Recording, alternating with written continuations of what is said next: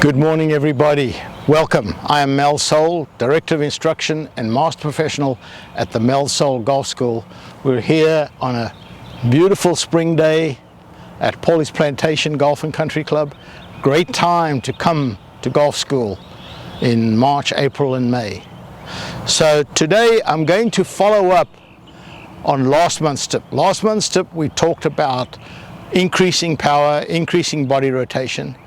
But there are a couple of what I call power leaks, and the two biggest ones is what we're going to discuss today.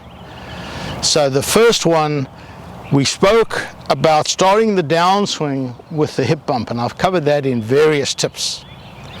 When you don't do that, there's a thing that I'm sure everybody's heard of called casting. When you cast, it's when you start your downswing with your arms, and this angle between the left arm and the shaft, you lose that very quickly.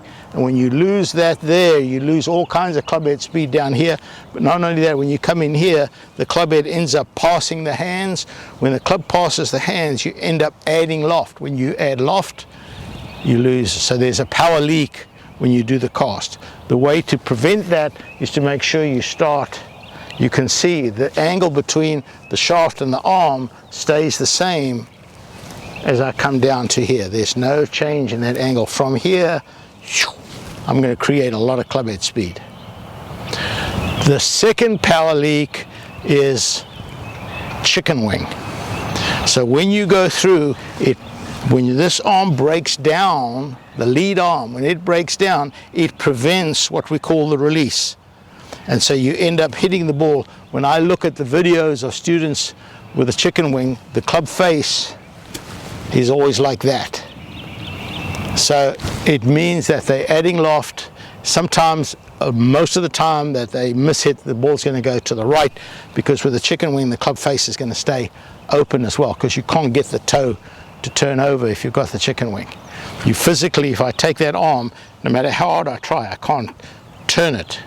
But if I take my arm and straighten it, you can see I can turn it very easily. So that extension is critical. That's a power leak, and the casting is a power leak. The drill you want to do is the 9 o'clock to 3 o'clock. Take the club to there and learn to start your downswing with that little hip bump and work on the extension going through. That's a drill that I teach the majority of my students, is what I call the 9 o'clock to 3 o'clock. That's a great drill. If you can't do a 9 o'clock to 3 o'clock, you're never going to be a good golfer. Every good golfer can do that drill very easily. So 9 o'clock to 3 o'clock drill is something for you higher handicaps that are trying to get a good foundation in the golf swing. You can't go wrong with that. Do it as many times as you can. You will improve.